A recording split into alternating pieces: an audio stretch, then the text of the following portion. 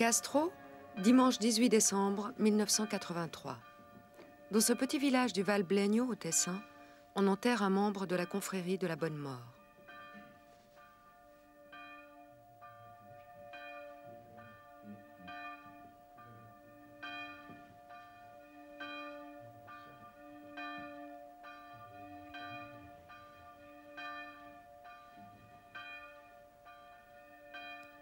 À l'office des morts, on chante la litanie des saints selon les rites ambrosiens.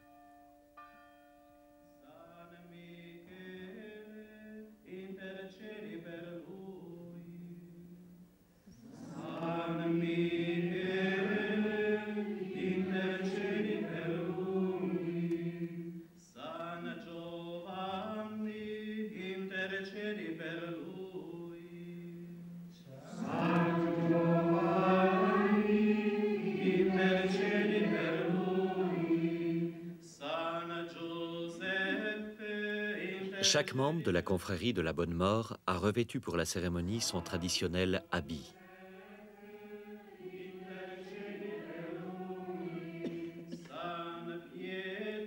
Porté anciennement par tous les membres des diverses confréries catholiques, il a presque totalement disparu aujourd'hui.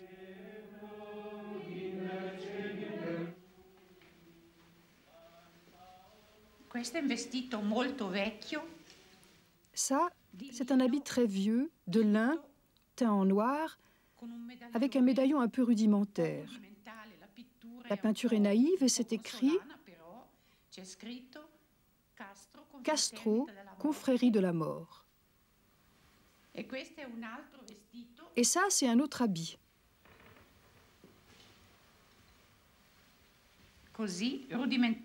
Rudimentaire lui aussi, une autre qualité de lin, avec un médaillon plus ancien. Et là, il y a le fameux capuchon qu'il mettait lorsqu'il devait assister à certaines processions.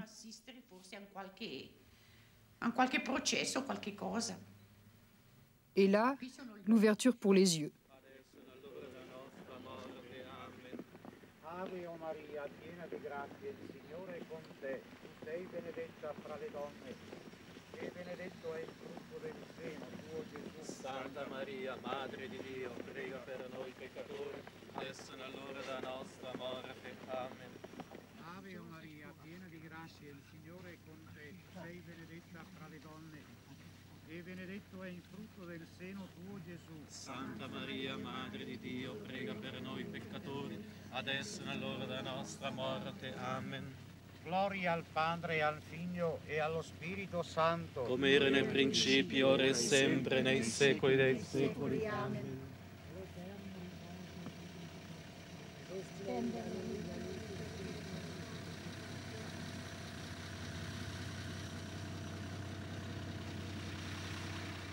Quels sont les droits et les devoirs des membres de la confrérie de la Bonne Mort?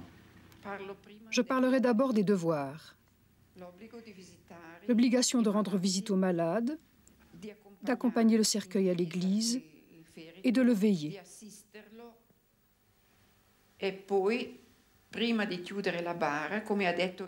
Il doit y avoir un confrère qui assiste à la fermeture de la bière. Ça, c'est une obligation.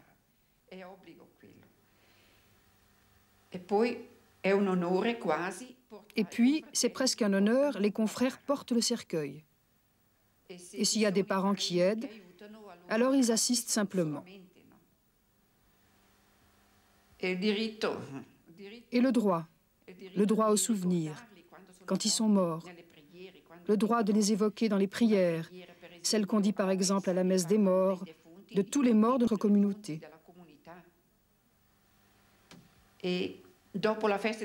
Après la fête de Saint-Antoine aussi, il y a une messe spéciale pour tous les défunts et tous les confrères. Et là, il y vient encore pas mal de monde.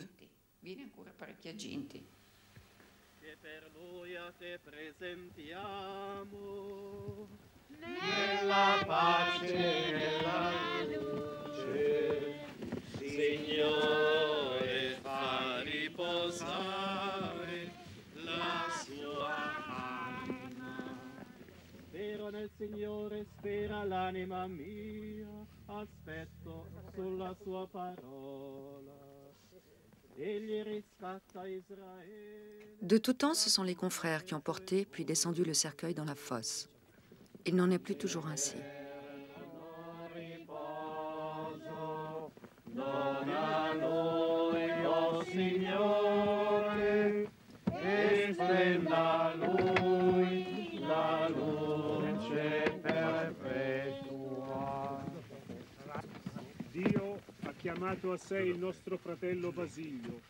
Dieu a rappelé à lui notre frère Basilio, et son corps retourne maintenant à la poussière dont il fut tiré. Mais Christ, le premier des ressuscités, transformera notre corps mortel à l'image de son corps plein de gloire. La mort présentée d'une façon un peu baroque par les confréries ne correspond pas en somme à la mort qui frappait les gens à leur travail, dans la réalité, dans ces travaux dangereux en forêt où ils trouvaient souvent la mort. En fait, il y a une rupture entre la quotidienneté et le moment officiel et solennel de la mort et de l'enterrement. Mais en fait, est-ce qu'on ne voulait pas impressionner la communauté lors des enterrements? Sans doute. Il y avait d'une part ce faste baroque, et d'autre part, bien sûr, à travers le discours pour les morts, il y avait une volonté d'exhorter les vivants à un meilleur comportement.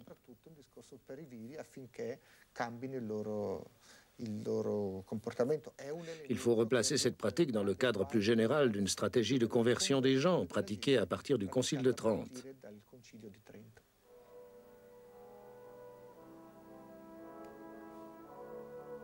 Dans les vallées alpines valaisannes, les hommes et les femmes étaient membres de la confrérie du Saint-Sacrement.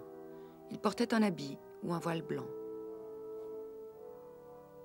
Dans les années 1940, ces habits ont été progressivement remplacés par une médaille.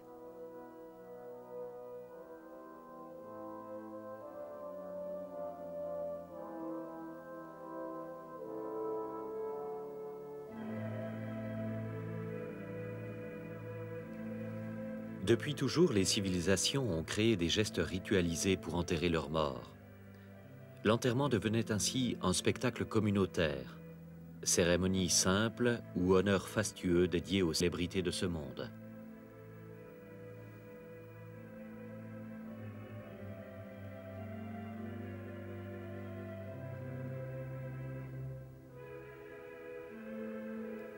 Ici, à Zurich, en 1913, on enterre pompeusement August Bebel, fameux leader socialiste allemand réfugié en Suisse.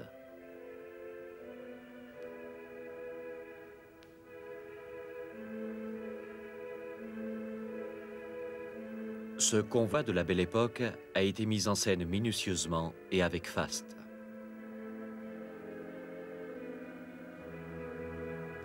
Un demi-siècle plus tard, on fera au général Guisan des obsèques nationales avec tous les honneurs que lui rendent la patrie et le peuple.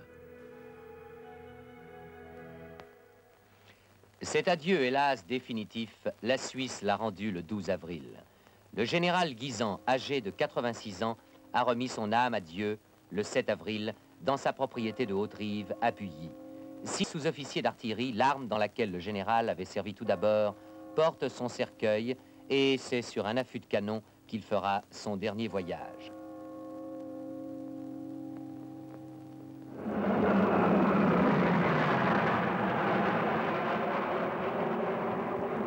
Et c'est en silence que la foule émue montre son affection et sa ferveur envers son général. Seuls les attributs de sa dignité reposent sur le cercueil.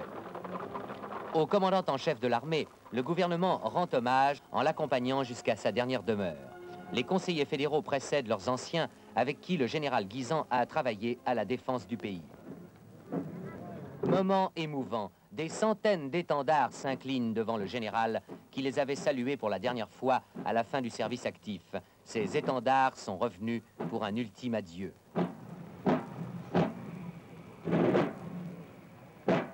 Et il y a encore ce cheval qui aujourd'hui n'est plus conduit par son maître.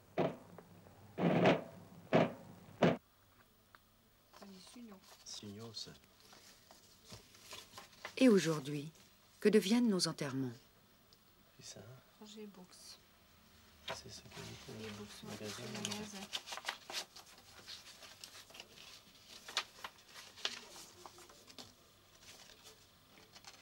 Nicolas Pectier. Suivons tout d'abord un exemple à la campagne. Monsieur François Auberson est mort dans sa 85e année chez l'un de ses enfants. À Ria, en Gruyère, sa famille entreprend les démarches habituelles, aidée des pompes funèbres. Autrefois, la mort s'annonçait par la cloche et oralement. Depuis la deuxième moitié du XIXe siècle, on a de plus en plus recours aux faire-part et aux avis mortuaires dans la presse locale.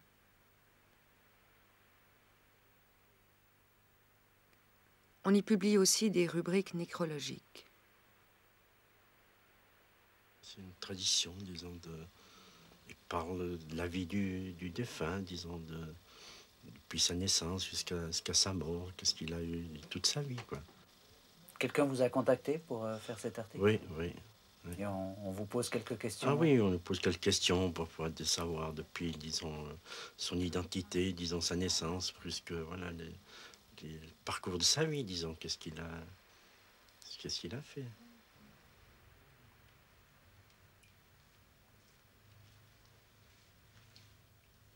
Hors des villes, ça et là, il est encore de tradition de veiller le mort à la maison.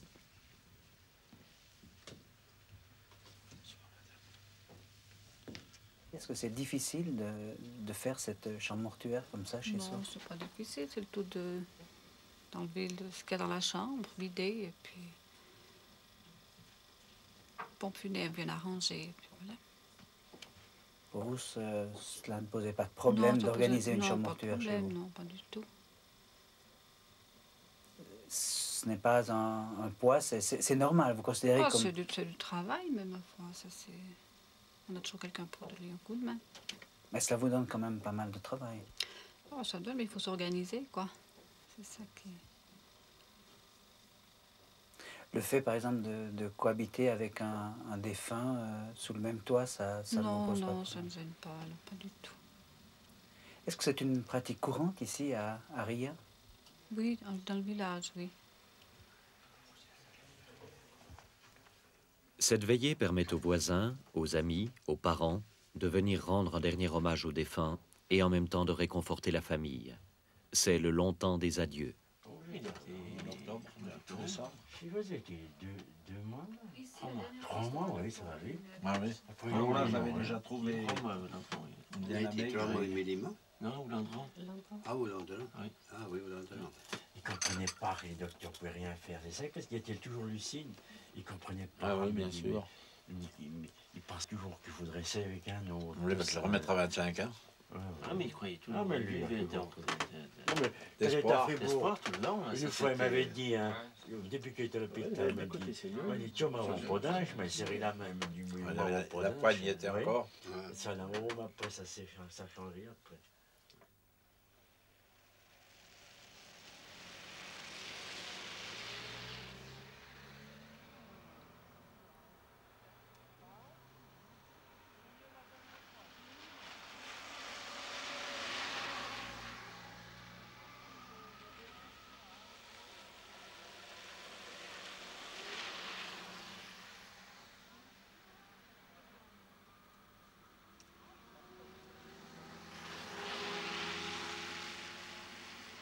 Le jour de l'enterrement, la famille venue des 4 coins de Suisse se rassemble une dernière fois autour du défunt.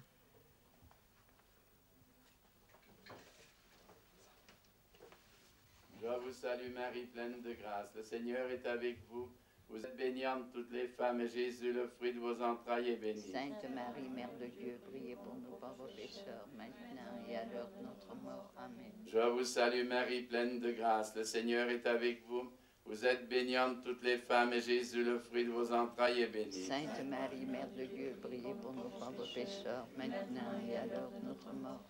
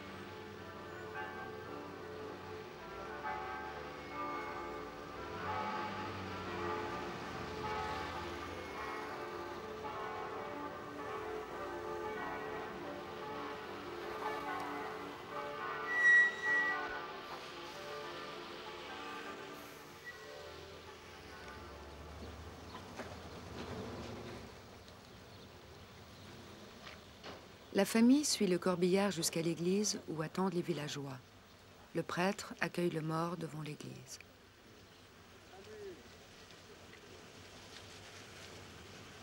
Des profondeurs, je crie vers toi, Seigneur, écoute mon appel. Que ton oreille se fasse attentive aux cris de ma prière. Si tu retiens les fautes, Seigneur, qui donc subsistera, mais près de toi se trouve le pardon, je te crains et j'espère. Gloire au Père, au Fils et au Saint-Esprit, comme il était au commencement, maintenant et toujours, et dans les siècles des siècles. Amen.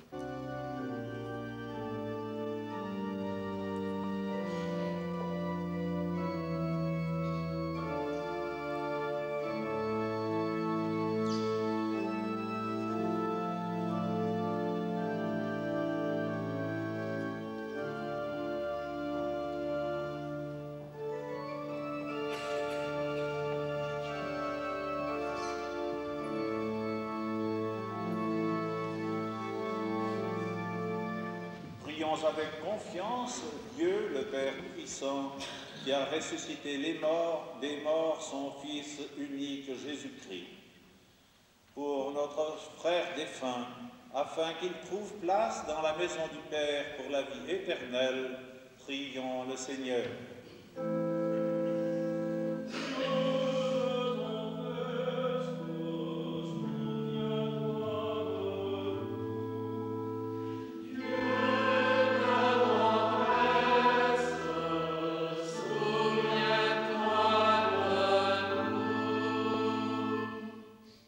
Ce jour-là, l'église de Ria compte plus de fidèles qu'à l'accoutumée. Que notre foi soit plus forte que notre peine et que nos regrets ne soient pas sans espérance.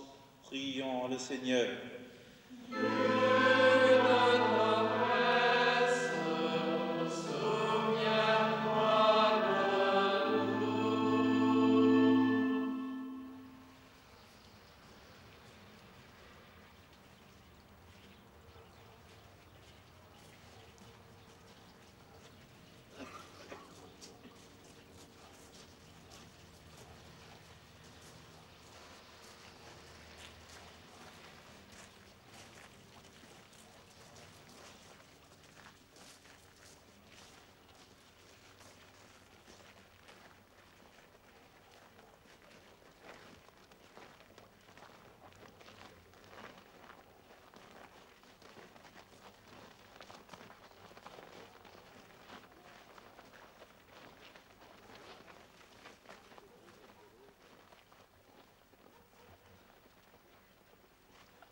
Cette tombe soit bénie et sanctifiée au nom du Père et du Fils et du Saint-Esprit. Amen. Amen.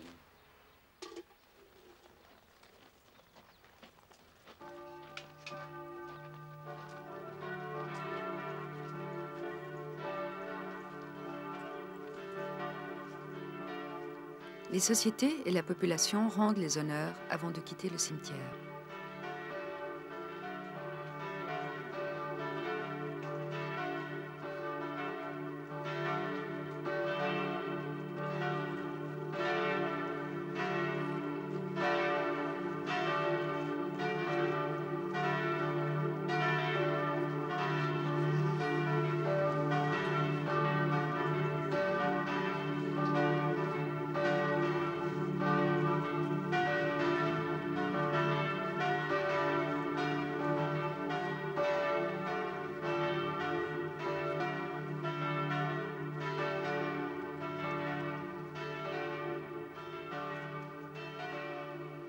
Aujourd'hui, on attend souvent le départ de la foule pour descendre le cercueil dans la fosse.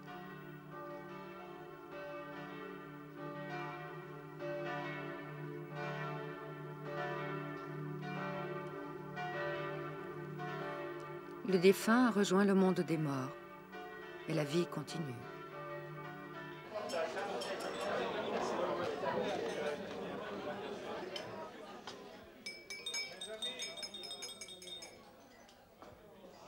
Nous sommes réunis dans l'affection familiale et le souvenir de notre cher papa, grand-papa, arrière-grand-papa. Nous le recommandons encore à la miséricorde du Seigneur avant de bénir la table. Au nom du Père et du Fils et du Saint-Esprit. Amen.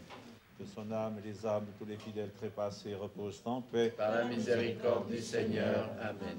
Mon Dieu, bénissez-nous, bénissez la nourriture que nous allons prendre et faites-nous la grâce d'en bien user pour votre gloire et notre salut. Amen. Au nom du Père et du Fils et du Saint-Esprit. Amen. Et bon appétit. Merci beaucoup, Marine. Par le très symbolique repas d'enterrement, les gens renouent ces liens profonds, un instant menacés par la mort. Eh bien, je crois que la mort est un des faits fondamentaux de la vie de l'homme. La mort, cette menace qui pèse sur l'homme, qui est insondable. Et je crois que dans les circonstances difficiles qu'affrontent les êtres humains à ce moment-là, ils ont le sens et la nécessité de se retrouver autour de nourriture. Or, le repas d'enterrement, il est cette pratique sociale où les gens pleurent ensemble, souffrent ensemble, mais aussi boivent et mangent ensemble. Et cet être ensemble, après l'enterrement, il a plusieurs sens, plusieurs significations. D'abord, les gens, souvent, se sont déplacés sur de longues distances, donc ils se rencontrent aussi pour manger, pour se sustenter, mais beaucoup plus profondément, il y a là le rassemblement autour de quelque chose qui est très symbolique, qui sont les nourritures. Alors en fait, le repas d'enterrement, qui est l'aboutissement du rituel, permet à cette communauté qui est rassemblée de se retrouver et de se refaire en tant que société, en tant que groupe, en tant que communauté, autour de nourritures qui sont absorbées en commun. Et ces nourritures, très souvent, elles sont porteuses de symboles et de sens, c'est-à-dire qu'elles sont d'abord pas des nourritures exceptionnelles, ce sont les nourritures souvent quotidiennes. Et ces nourritures-là, elles sont en fait une espèce de don de soi, de don de la communauté qui est faite à ceux qui participent au deuil.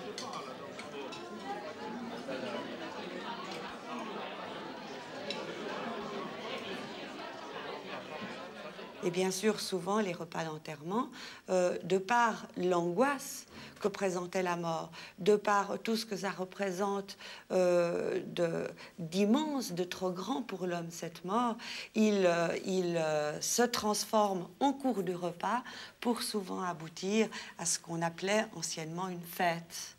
C'est-à-dire qu'on y mange beaucoup, on y boit beaucoup, et finalement, souvent, il se termine dans les rires.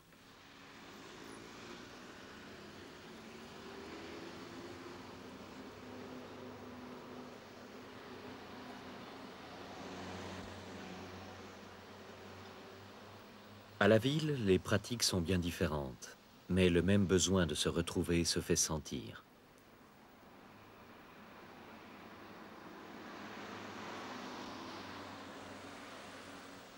À Bâle, à quelques pas du cimetière du Hurnley, un restaurant spécialisé offre ses salles aux familles endeuillées. On trouve de tels établissements aux abords de tous les cimetières des villes.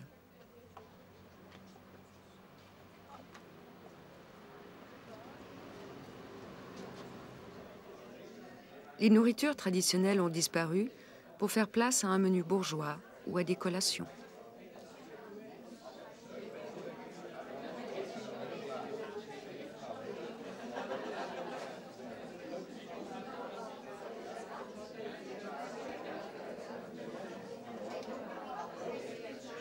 Je crois que les repas d'enterrement continuent à exister comme ils ont existé par le passé. Leur sens a changé, probablement, comme le sens de la communauté et de la société. Les gens, aujourd'hui, se rencontrent. Ils refont souvent les familles, parce que les familles sont éparpillées, dispersées aux quatre coins du monde, souvent. Et c'est là l'occasion aussi, à ce niveau-là, pour une famille, de se refaire, de se retrouver.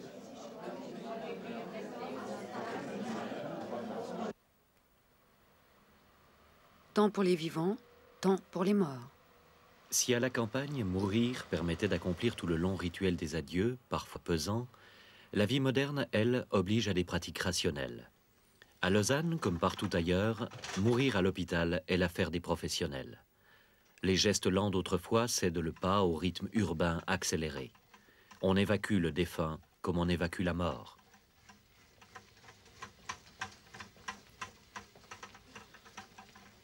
Le mort entreprend alors un long et sinueux voyage avant d'être remis à la famille. Monsieur le professeur, après un décès, le défunt est visible durant 1 heure environ, puis il disparaît par les couloirs de service. Est-ce qu'on peut parler d'escamotage, de soustraction du défunt aux proches? Oh, c'est des mots un peu violents pour des problèmes d'organisation. En principe, nous gardons le défunt dans son lit et dans la chambre où il est mort jusqu'à ce que la famille vienne. Parce qu'une fois sur deux, c'est une étude que nous avons faite en 1976-77, le patient est seul, le malade est seul pour mourir, c'est-à-dire il y a bien du personnel, mais il n'y a pas des membres de la famille. Alors, nous tenons à ce que la famille puisse le voir.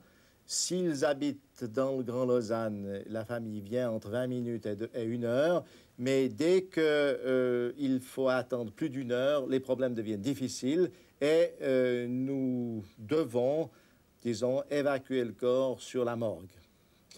C'est, disons, dans ce grand bâtiment ici, les liaisons sont difficiles.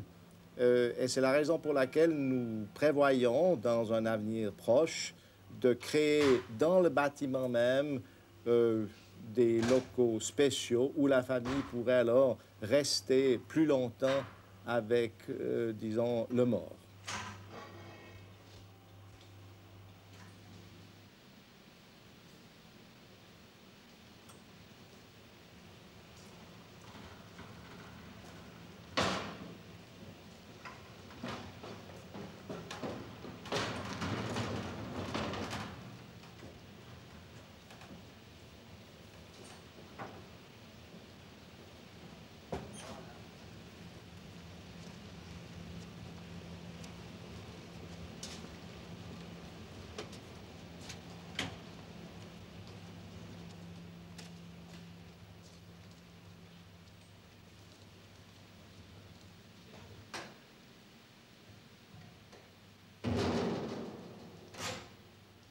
Il y a un autre aspect du problème, c'est que le mort doit être conservé dans des conditions optimales pour permettre, si autopsie il y a, une autopsie dans des très bonnes conditions. Et là, il faudrait au fond presque prévoir une chaîne refroidie ou entreposer le corps, le sortir de cette chaîne quand la famille vient, pour ensuite le remettre et le transporter pour que, si déjà l'effort de l'autopsie est fait, que cet effort soit fait dans de bonnes conditions.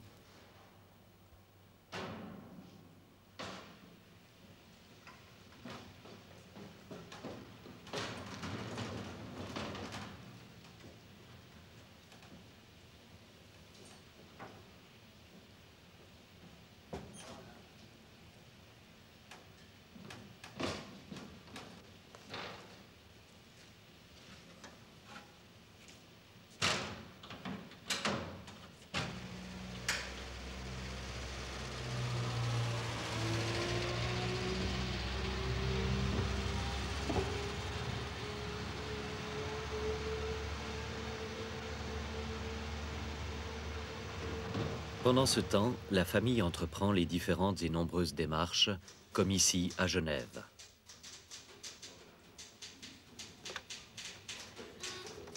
Pompe funèbre. Oui, bon, madame.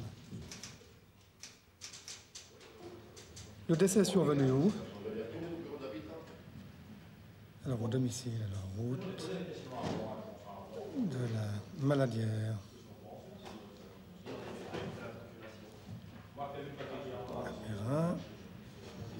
Il s'agit du décès de monsieur, madame. Les pompes funèbres officielles de la ville aident à préparer dans le détail le déroulement des funérailles. D'accord. Il est né à Chêne-Bougeat. Oui, dans ce temps-là, on laissait à la maison. On pensait. Voilà. Alors, j'étais très attachée à cette région, justement. C'est pour ça qu'il y a des raisons. Bien. Vous savez que la ville de Genève offre donc à tous ses concitoyens, ses habitants ou les personnes qui sont nées sur la ville de Genève des obsèques gratuites. Est-ce que vous en avez déjà connaissance? Non, je n'avais pas connaissance. J'en ai connaissance. Donc, vous pourrez lire ça tranquillement. Bon, merci. Et puis... Ah non, mais c'est gentil. On s'organisera. Voilà, ouais. par la suite. Oui. Puis maintenant, donc, vous avez décidé de inhumer. Inhumer, exactement. J'aime bien le Non, souhait au contraire. c'est vraiment l'inhumation. Inhumation, pas incinération. Ouais. Bien, maintenant, je vais vous montrer des cercueils gratuits, puisque je commence par là.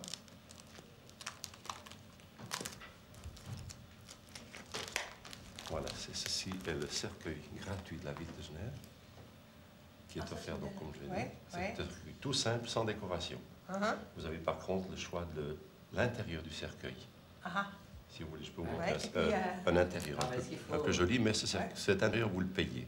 C'est une tolérance que nous faisons à cette gratuité.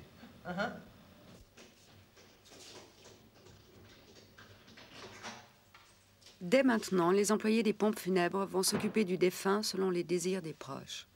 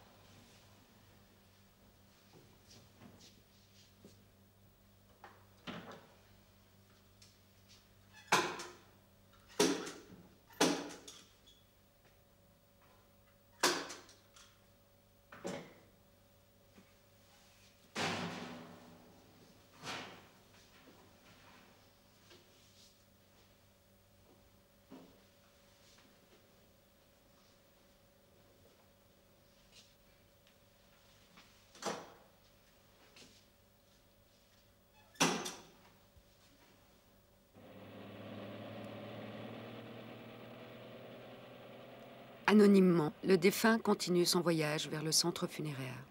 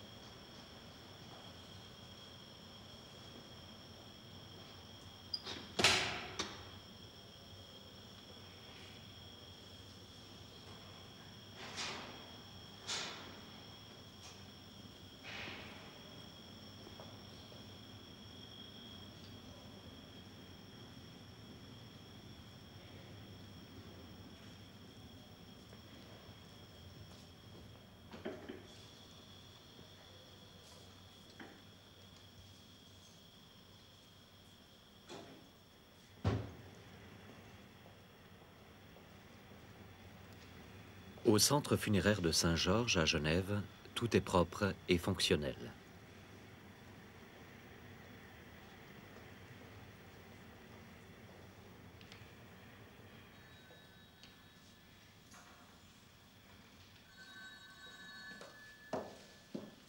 Des chambres mortuaires sont aménagées pour recevoir, selon des horaires précis, les familles qui désirent se recueillir auprès de leurs défunts.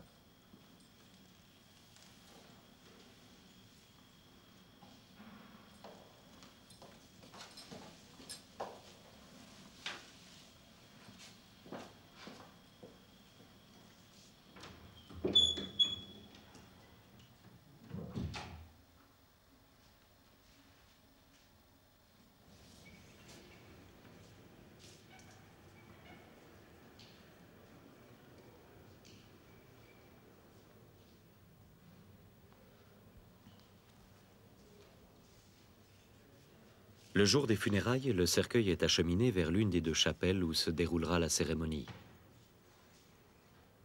Les employés du centre peuvent ainsi traiter plus d'une dizaine de morts par jour.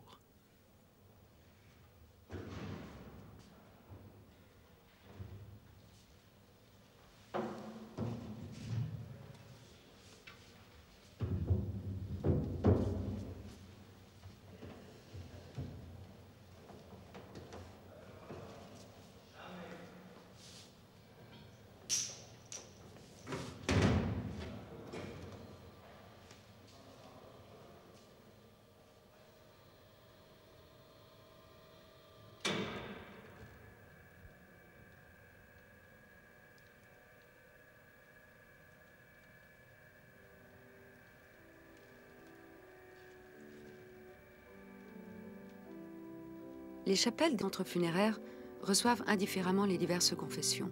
Ici, un service protestant.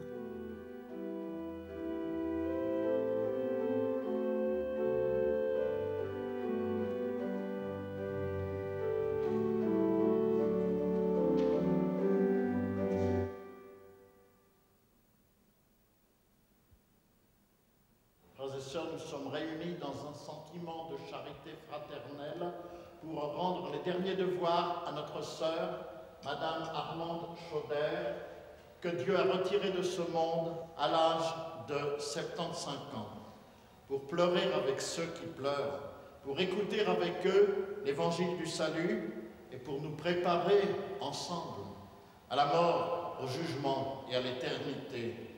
Notre secours et notre espérance sont en Jésus-Christ, notre Sauveur, le même, hier, aujourd'hui, éternellement, le premier-né d'entre les morts, le prince de la vie, toute chair est comme l'herbe, et tout son éclat comme la fleur des champs. L'herbe se dessèche, la fleur se fane quand le vent de l'Éternel a soufflé sur elle. L'herbe se dessèche, la fleur se fane, mais la parole de notre Dieu demeure éternellement. En présence de la mort, devant ce cercueil, confessons les certitudes de la foi chrétienne, en suivant du cœur ces paroles. Le service funèbre est avant tout une prédication adressée aux vivants. C'est une exhortation à ceux qui sont là pour les encourager, leur parler de la résurrection, aussi les avertir quelquefois de vivre correctement. Enfin, oui. Ce qui explique que dans certaines églises, on aille d'abord enterrer le mort, très discrètement, avec la famille, le pasteur, très discrètement, puis on fait le culte après. Il faut bien marquer qu'en quelque sorte, le mort n'est pas compris dans le... Ça, c'est une première tendance que personnellement, alors à titre tout à fait personnel, je trouve beaucoup trop raide comme ça. Je la trouve un peu inhumaine, et je la trouve pas très juste, même sur le plan fondamental. L'autre étant, au contraire, alors, d'associer, si je puis dire, le mort au service. Il est là à la fois là et pas là, bien entendu. Il est là sur ce mode particulier d'une présence-absence ou d'une absence-présence, je ne sais pas comment il faut dire. Donc on est encore là, rassemblés avec lui. On manifeste une dernière fois une sorte de communauté humaine et ecclésiale, une communauté d'église, rassemblée, et en même temps on prend acte qu'il est désormais entre les mains de Dieu, n'est-ce pas? Et je crois que symboliquement, c'est à la fois rendre honneur à l'homme qu'il a été, au corps, parce qu'un homme, c'est jamais qu'un corps animé par une présence, et en même temps, on prend acte. Et je crois que pour le travail du deuil, c'est aussi très important symboliquement.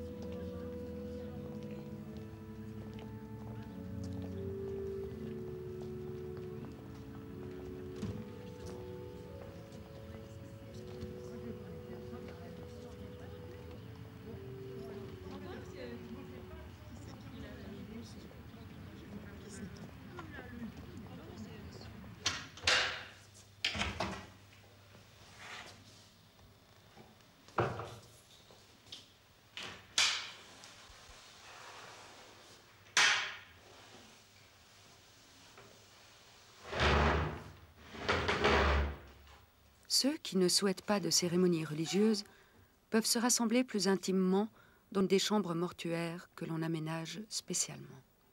C'est le cas 3 ou 4 fois par semaine à Genève.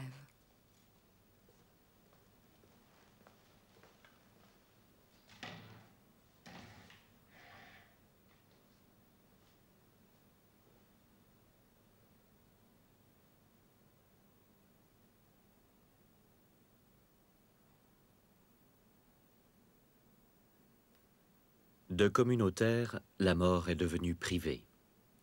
Il ne reste de la richesse des gestes d'autrefois qu'un rituel pauvre et dépouillé.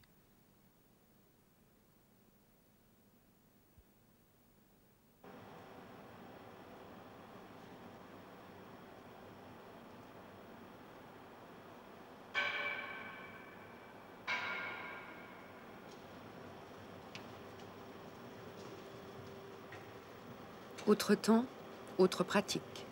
Aujourd'hui, un Suisse sur 2 est incinéré.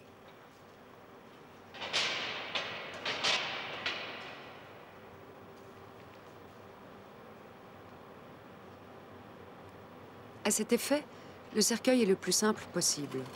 Il a été caché, le temps de la cérémonie, dans un cercueil d'apparat loué.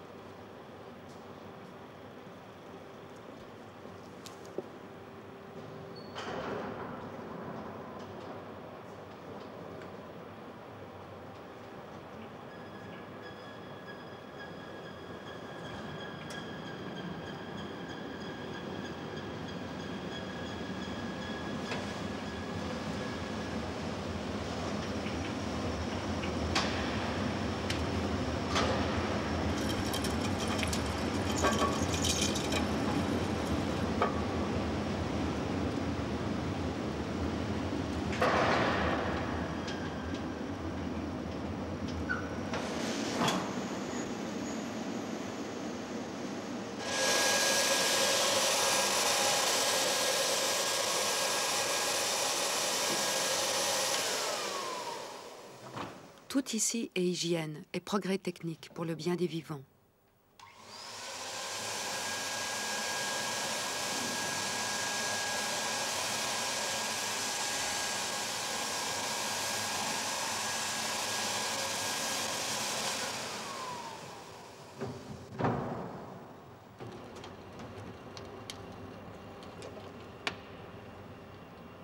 Jusque dans la mort, notre société est rationnelle.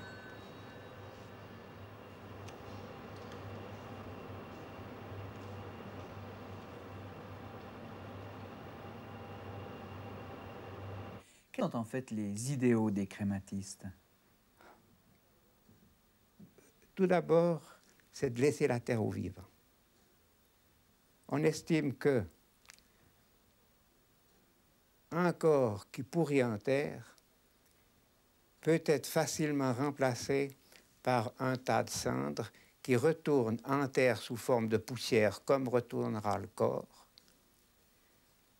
et en n'occupant aucune place, parce qu'en Suisse, il est possible de disposer des cendres comme bon semble à l'individu. Et on peut très bien répandre des cendres d'un décédé dans son propre jardin. À l'heure actuelle, beaucoup de décédés laissent leurs cendres au jardin du souvenir, c'est-à-dire à une tombe commune où sont déposées les cendres des personnes qu'ils désirent et les cendres des personnes qui ne sont pas réclamées au crématoire.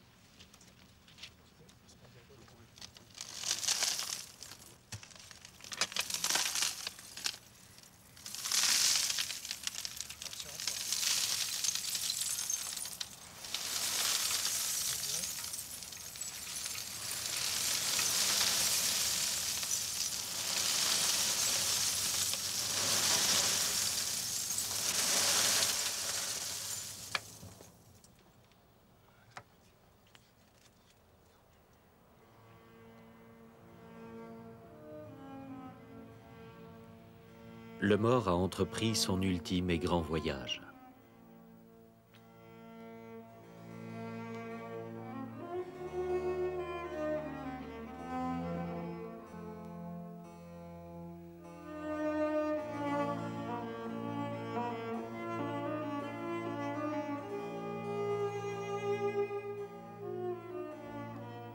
Le temps du deuil a commencé. Comment les vivants vont-ils s'accommoder de l'absence?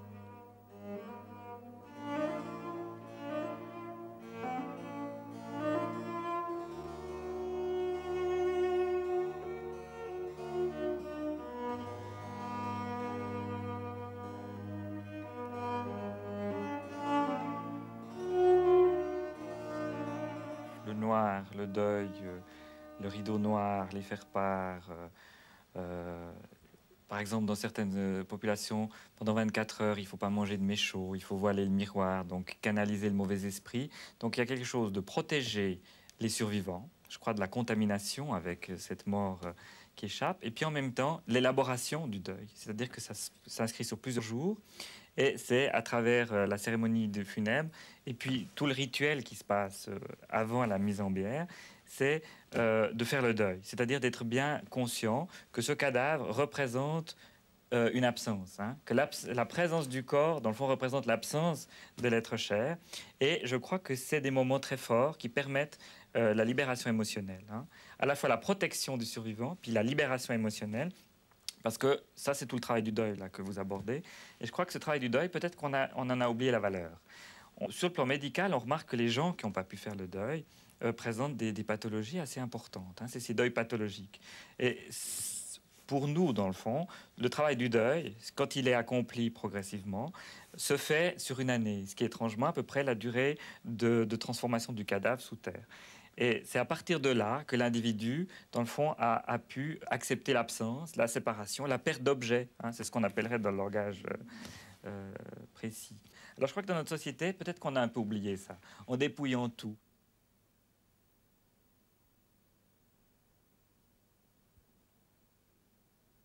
Le travail du deuil a peine à se faire. Comme le travail préparatoire, si vous voulez, de la mort, le travail ensuite du deuil a de la peine à se faire. On peut distinguer dans le fond 3 périodes. Soit on conjure la mort avant, et dans le fond, ça peut durer très très longtemps, avant la mort, et ça se faisait. Celui qui allait mourir savait, rassemblait les gens, et il préparait le travail du deuil chez les autres déjà. Hein. C'est-à-dire que maintenant, comme on ne peut plus parler de ça, qu'il y a un certain déni, qu'on arrive vivant jusqu'au bout, puis tout à coup la mort s'installe, ce travail du deuil préalable n'est pas fait. Les cérémonies sont abrégées au maximum, donc les 3 jours, 4 jours nécessaires avec un corps sont abrégés aussi. Et tout à coup, il y a la mise en bière ou il y a le crématoire, où on ne voit rien. Alors, cette deuxième étape du travail du deuil n'est pas faite. Et puis, la troisième étape, qui est la perspective spiritualiste, est aussi supprimée, enfin, elle n'est pas complètement supprimée, mais dans une société qui se veut désacralisée, dans le fond, après, il n'y a plus rien. Donc, les 3 étapes de ce travail du deuil sont abrégées.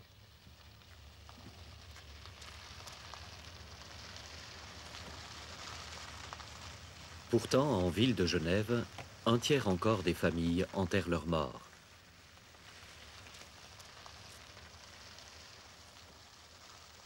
Mais ici, le convoi n'existe que dans l'enceinte du cimetière.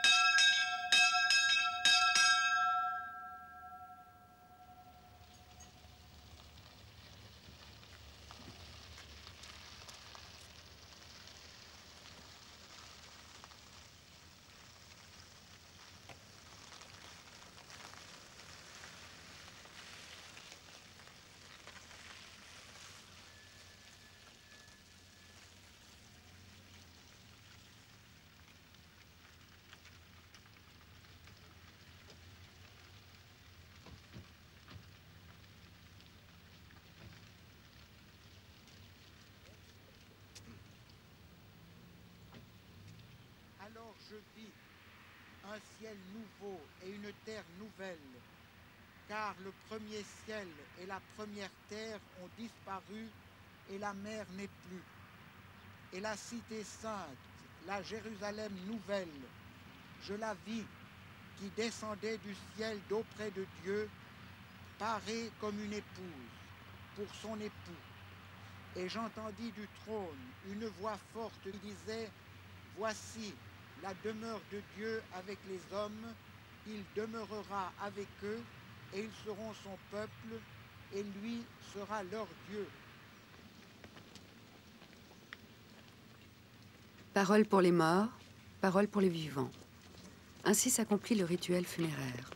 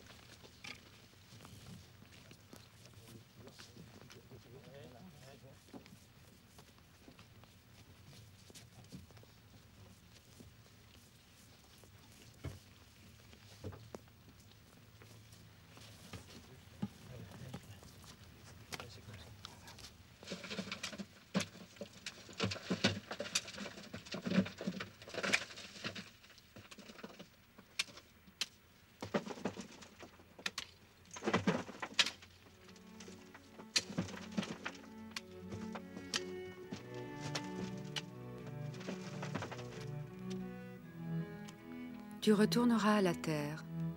Ne restera bientôt que le souvenir.